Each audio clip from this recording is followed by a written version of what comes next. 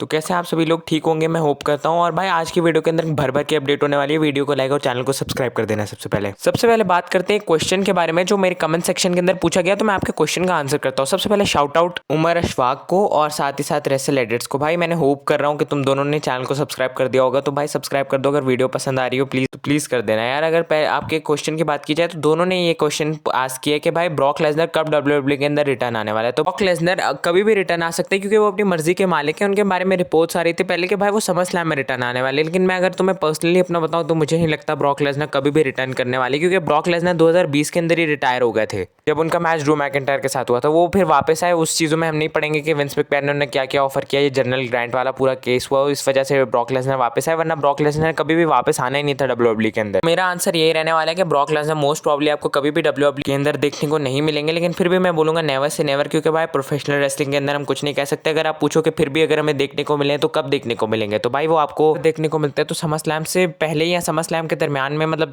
SummerSlam जब event चल रहा होगा तब देखने को मिल सकते हैं, वरना मुझे नहीं लगता देखने को मिलेंगे। लेकिन पर्सनली मैं खुद भी चाहूंगा कि भाई ब्रॉक लेसनर रिटर्न कर जाए, लेकिन फिर भी मैं बोलूंगा भाई वेट करो, देखते रहो, शायद तुम्हें ब्रॉक लेसनर दोबारा डब्ल्यूडब्ल्यूई की रिंग के अंदर देखने को मिले। तो अब चलते हैं अपडेट्स की तरफ भाई। तो सबसे पहले बात करते हैं आर-ट्रूथ के बारे में। तो भाई आर-ट्रूथ का रौला जम चुका है। सीएम पंक और जॉन सीना का सेगमेंट था, उस सेगमेंट को 1.5 मिलियन व्यूज मिले और जो आर-ट्रूथ है उन्हें 1.6 मिलियन व्यूज मिले। तो भाई वो कह रहे थे कि भाई रोमन रेंस कंपनी को बचाने वाला है डब्ल्यूडब्ल्यूई को, लोग कह रहे थे ब्रॉक लेसनर बचाएगा रिटर्न करके, लेकिन भाई हमें आर-ट्रूथ ही अब बचाने वाले। आर-ट्रूथ हमारे नेक्स्ट अनडिस्प्यूटेड चैंपियन है, वर्ल्ड हेवीवेट चैंपियन है। मेरे हिसाब से सारे चैंपियनशिप दे दो आर-ट्रूथ को। लेकिन ऑन अ सीरियस नोट भाई आर-ट्रूथ का ये जो ऑरा चला है, इसके साथ कुछ ना कुछ तो बड़ा करने वाले डब्ल्यूडब्ल्यूई के अंदर। एक और चीज सुनो, जब आर-ट्रूथ रिटर्न नहीं आ रहे थे ना, तो फैंस ने पता है क्या प्रोग्राम बनाया था, और ये डेव मेल्जर की तरफ से न्यूज निकल के आई कि भाई उन्होंने ना प्लान किया था कि मंडे नाइट रॉ को वो बिल्कुल हाईजैक कर लेंगे, और हाईजैक कर लेंगे भाई फुल आर-ट्रूथ के जैसे डैनियल ब्रायन के टाइम पे नहीं हुआ था, वैसे ही बिल्कुल हाईजैक हो जाएगा। और भाई आर-ट्रूथ ने एक नया वीडियो डाला है, उसके अंदर वो अपने थीम म्यूजिक का लेटेस्ट वर्जन गा रहे हैं, मतलब शायद ये इनका ऑफिशियल एंट्रेंस म्यूजिक भी बन सकता है। और भाई मैं वीडियो प्ले नहीं कर सकता ड्यू टू कॉपीराइट रीजंस, लेकिन भाई ये जो है इनका नया म्यूजिक बन सकता है। तो भाई आर-ट्रूथ का नया म्यूजिक बॉम्ब होने वाला है। और भाई ये तुम देखो आर-ट्रूथ की नई फोटो, बिल्कुल अब टकले हो चुके हैं आर-ट्रूथ। और आर-ट्रूथ का ये जो चल रहा है ना भाई, मैं तुम्हें बता रहा हूँ, अभी से बता रहा हूँ, वर्ल्ड चैंपियनशिप आ रही है आर-ट्रूथ के पास। नेक्स्ट अगर बात की जाए, और भाई छोड़ो Brock Lesnar, Roman Reigns, Seth Rollins, अब भाई आर-ट्रूथ ही डब्ल्यूडब्ल्यूई को सेव करने वाला है। इस चीज के बारे में तुम अपना कमेंट्स के अंदर ओपिनियन बताना आर-ट्रूथ को लेकर। और भाई साथ ही साथ ये सुनो कि भाई बोकर टी जो है उन्होंने आर-ट्रूथ को कह दिया नेक्स्ट वर्ल्ड हेवीवेट चैंपियन। और भाई डब्ल्यूडब्ल्यूई वाले कितने कमीने तुम्हें पता ही है, जैसे ही आर-ट्रूथ की पॉपुलैरिटी टॉप पे चल रही है तो भाई उन्होंने फिर से 2 नई मर्चेंडाइज निकाल दिए, तो अच्छा चल रहा है भाई, डब्ल्यूडब्ल्यूई वालों को मोटा पैसा कमा के दे रहे हैं भाई आर-ट्रूथ। तो नेक्स्ट अगर बात की जाए कि बिल गोल्डबर्ग का रिटर्न आपको नाइट ऑफ चैंपियंस के अंदर देखने को मिल सकता है, तो भाई देखो क्योंकि भाई ये सऊदी अरेबिया में इवेंट होने वाला है, सऊदी के लोगों को काफी अच्छा लगता है बड़े बड़े सुपरस्टार्स को अपने वहां पे बुलाना, उनके रॉयल फैमिली को। तो भाई गोल्डबर्ग और गंथर की राइवलरी भी, तो इन दोनों का मैच भी होना है, तो हो सकता है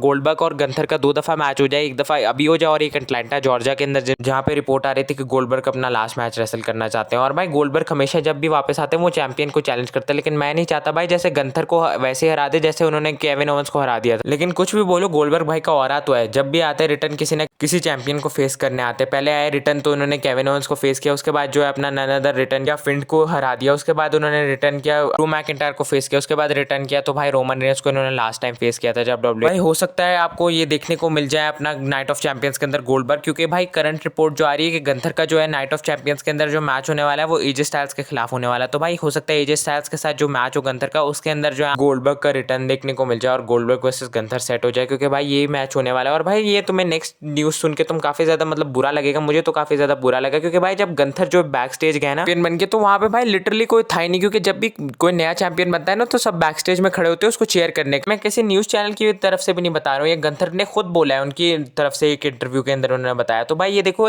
बेशक मैं मानता हूँ काफी बुरा हुआ है जो जे उसो हारे, हिसाब से भी गंथर का फर्स्ट टाइटल रेन काफी ज्यादा बोरिंग था, जे उसो का टाइटल रेन उनके हिसाब से तो सही चल रहा था, और मेरे हिसाब से जे उसो को बिल्कुल भी इस रॉ के एक रैंडम रॉ के एपिसोड पे नहीं हारना चाहिए था। लेकिन मैं गंथर के पर्सपेक्टिव से भी तुम सोचो ना, एक बंदा वर्ल्ड हेवीवेट चैंपियन बन के आता है और बैक स्टेज कोई उस बंदे के लिए हाथ मिलाने के लिए भी कोई उस बंदे के साथ नहीं होता, किसी ने उनको सोशल मीडिया के ऊपर भी कांग्रेट्स नहीं किया, सिर्फ ट्रिपल एच ने किया क्योंकि ट्रिपल एच खुद ओनर है। इसके अलावा किसी भी बंदे ने गंथर को लिटरली ये तक विश नहीं किया कि मतलब जो भी चैंपियन कोई ना कोई बनता है तो विश कांग्रेट्स सब करते ही करते हैं, लेकिन बेचारे गंथर के लिए काफी ज्यादा बुरा फील हुआ मुझे ये चीज देख के। तो भाई तुम लोग कमेंट्स के अंदर बताना ये जो गंथर के साथ हो रहा है ये सही हो रहा है या गलत हो रहा है। मेरे हिसाब से भाई गलत तो हो रहा है, थोड़ा तो गलत हो ही रहा है। अगला बात की जाए एलेक्सा ब्लिस के बारे में, तो एलेक्सा ब्लिस ने अपनी साइट सेट कर ली है नियोमी के ऊपर। उन्होंने कहा कि भाई नियोमी के पास जो ब्रीफ केस है वो उनको चाहिए। ऐसा नहीं होने वाला है कि भाई नियोमी से ब्रीफ केस छीन लेंगे एलेक्सा ब्लिस, वो नियोमी के पास ही रहने वाला है। और भाई काफी हार्ड फॉट विक्ट्री के पास नियोमी के पास आया था ये। भाई मुझे आज भी वो पुराने दिन याद है कि 2020 के टाइम पे जब भाई Otis money in the bank जीत गए थे, उसके बाद लीगल केस कर दिया था मिज ने ओटिस के ऊपर, और फिर ऐसे मनी इन द बैंक जीते थे मिज एक लीगल तरीके से कोर्ट की तरफ से। ये भी काफी मतलब फनी स्टोरी थी। लेकिन भाई आप अपना ओपिनियन जरूर कमेंट्स के अंदर छोड़ते जाना कि आपको ये जो गंथर के साथ हो रहा है ये सही हो रहा है या नहीं हो रहा। भाई मेरे हिसाब से बुरा हो रहा है यार, किसी भी सुपरस्टार ऐसा ट्रीटमेंट तो नहीं डिजर्व करता। तो भाई नेक्स्ट बात की जाए बीस्ट ब्रॉक लेसनर के बारे में, तो भाई एमवीपी लिटरली आज भी काफी ज्यादा अनहैप्पी है। ब्रॉक लेसनर ने कॉफी किंगस्टन की रेंज जो है सिर्फ 5 से 6 सेकंड के अंदर एंड कर दी थी यार। ये काफी बुरी चीज थी। सबको लग रहा था कि भाई कॉफी किंगस्टन हार सकते हैं, लेकिन भाई ऐसे किसी ने भी एक्सपेक्ट नहीं किया था। अगर आपने ऐसे एक्सपेक्ट किया था तो भाई बताना। अभी अगले अपडेट्स के ऊपर बढ़ते हैं, लेकिन भाई एक फोटो काफी कमाल की लगी तो मैं तुम्हें दिखाना चाहता हूँ। जैसे जॉन सीना वैसी निकी बेला, तो भाई जैसे जॉन सीना पहले पड़ जाते थे वैसे ही अब निकी बेला भी आके रिंग के अंदर पड़ जाती है। और नेक्स्ट भाई ये देखो विंस मैकमैन और आर-ट्रूथ की कितनी सारे फनी मूवमेंट्स तो आपस में। बाकी अगली बात की जाए भाई आर-ट्रूथ के बारे में फिर से, तो भाई मुझे लग रहा था कि आर-ट्रूथ ने रिकॉर्ड बना दिया वर्ल्ड रिकॉर्ड के सबसे जल्दी रिलीज होकर फिर से रिहायर होने का, लेकिन वो रिकॉर्ड भाई 2 सुपरस्टार के पास है पहले ही इनसे। बुगी मैन सिर्फ 6 घंटे के रिहायर कर लिए गए थे डब्ल्यूडब्ल्यूई की तरफ से, और भाई जो एमा करके सुपरस्टार है एमा जो है वो 24 घंटे के अंदर रिहायर हो गई थी। उसके बाद जो है वो आर-ट्रूथ है जो 7 दिन के अंदर अंदर रिहायर हो गए। ये चीज जान के मैं जेन्युइनली शॉक हो गया। लोग मुझे कमेंट्स में बताना किसको ये डब्ल्यूडब्ल्यूई का फैक्ट पता था। अगर नेक्स्ट बात की ब्लिस के बारे में, तो भाई एलेक्सा ब्लिस ने बताया कि जो उनकी आउटफिट थी मनी इन द बैंक के अंदर उसके ऊपर उनकी बेटी का ऐसे पंजा लगा हुआ था। तो भाई ये काफी कमाल की चीज है, क्यूट मोमेंट था अपनी बेटी के साथ उनका। लेकिन भाई ये अंग्रेजों में होता है। लेकिन तुम मुझे अपना कमेंट सेक्शन में बताना कि तुमने किस चीज से सबसे ज्यादा मार खाई है। मैंने भी बहुत मार खाई है भाई बचपन के अंदर मम्मा पापा से। तुम कमेंट सेक्शन में बताना कि किस चीज से सबसे ज्यादा मार खाई है। अगर नेक्स्ट बात की जाए लिव मॉर्गन की क्रेजी ट्रांसफॉर्मेशन के बारे में, तो भाई की बेला डिवास चैंपियन थी और लिव मॉर्गन जो एक वेटरेस थी। उसके बाद भाई देखो आज दोनों साथ एक रिंग में खड़ी हुई, और भाई अब लिव मॉर्गन जो है विमेंस चैंपियन भी बन चुकी है। तो भाई ये सारी चीजें सिर्फ अमेरिका के अंदर ही हो सकती है, पाकिस्तान के अंदर घंटा पॉसिबल नहीं है। ये तुम कुछ सुपरस्टार्स देख सकते हो जिनका नेम चेंज हुआ है डब्ल्यूडब्ल्यूई के अंदर आने पे, जैसे वॉल्टर उनका गंथर हो गया भाई, इसके अंदर फिन बैलर है, डेमियन प्रीस्ट है। और भाई ये सारी लिस्ट पता क्यों निकल के आई है, क्योंकि मरिया में जो आई थी डब्ल्यूडब्ल्यूई के अंदर उनका नाम जो है नया हो चुका है ब्लैक मोरोन करके। ऐसे तुम पढ़ सकते हो यार, मैं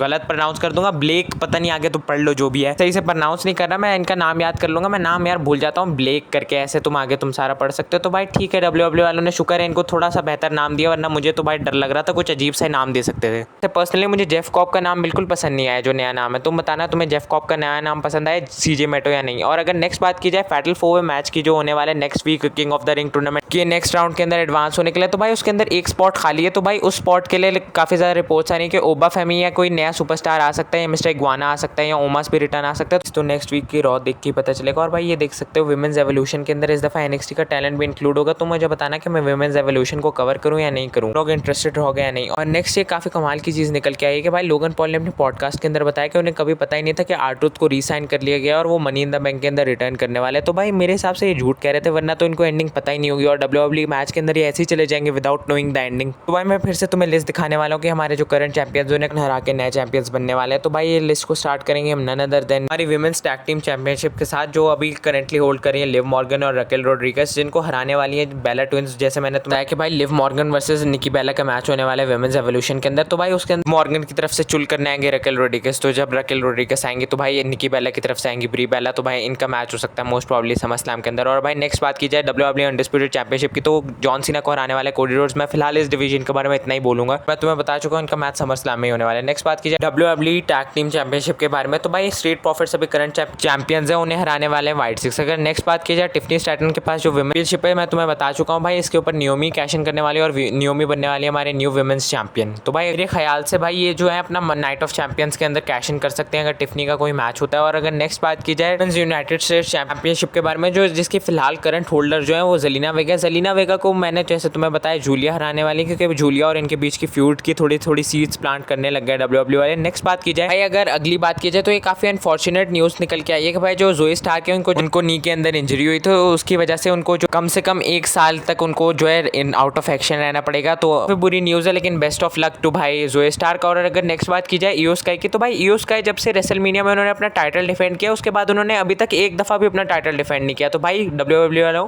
थोड़ा लव एंड केयर दिखाओ इस डिवीजन को भी। और अगर नेक्स्ट बात किया जाए सैमी ज़ेन के बारे में, तो भाई सैमी ज़ेन ने कहा था कि जैसे आर्टो तभी आ चुके फुल फॉर्म में कि भाई मैं नया वर्ल्ड चैंपियन बनूंगा, तो उन्होंने कहा कि मैं गुड इनफ हूँ प्रोमो के अंदर वर्ल्ड हैवी चैंपियन बनने के लिए। तो भाई देखते हैं डब्ल्यू वाले किस किस को चैंपियन बना। भाई जेड कारगिल ने एक फोटो शेयर की थी जिम करते हुए, और भाई नेक्स्ट गंथर की तरफ से ये स्टेटमेंट निकल के आया कि भाई उसकी एक्सपेक्टेशंस थी कि भाई जो है गोल्डबर्ग रिटर्न आने वाला है, कैश इन होने वाला है। तो उन्होंने कहा कि मेरे सामने कोई भी इसलिए नहीं आया, ना ही मेरे ऊपर कैश इन किया, क्योंकि सब मुझसे डरते हैं। तो भाई आगे आगे देखो होता है क्या, तो भाई देखते हैं आगे क्या होता है। नेक्स्ट अगर डब्ल्यूडब्ल्यू के कमीनेपन के बारे में, तो भाई जो उनका इंजरी हुई थी जेडी मैकडोना को, जिसके अंदर उनका लंग टूट गया था, तो भाई उसकी एक मर्चेंडाइज निकाल दी है डब्ल्यूडब्ल्यू वालों ने। अब भाई इंजरी को भी नहीं छोड़ रहे डब्ल्यूडब्ल्यू वाले मिल्क करने के लिए, भाई कुछ भी इनको मिल जाए ना पैसा निकलवा लेते उस चीज से, इसलिए टीक्यू वाले इतने साल से भाई बिजनेस के अंदर। और नेक्स्ट बात की जाए जेक पॉल के बारे में, तो जेक पॉल ने एक बहुत बड़ी स्टेटमेंट दे दी है भाई मुझे जेक पॉल ज्यादा बकवास लगता है लोगन पॉल से। तो उन्होंने कहा कि सबसे बेस्ट रेसलर जो अभी डब्ल्यूडब्ल्यू में करंट टाइम पे है वो मेरा भाई लोगन पॉल है। तो भाई लोगन पॉल नो डाउट काफी कमाल के रेसलर है, लेकिन इनसे भी ज्यादा अच्छे अच्छे रेसलर्स है। और भाई ये देख सकते हो तुम लिव मॉर्गन और सोनिया डेविल की एक आइकॉनिक पिक्चर 7-8 साल पुरानी। और भाई ये तुम देख सकते हो ऑस्टिन थ्यूरी और डोमिनिक मिस्टेरियो की फोटो साथ में जिम करते हुए। भाई ऑस्टिन थ्यूरी की क्या फिजिक है, लेकिन फिर भी पुश वगैरह कुछ नहीं मिल रहा।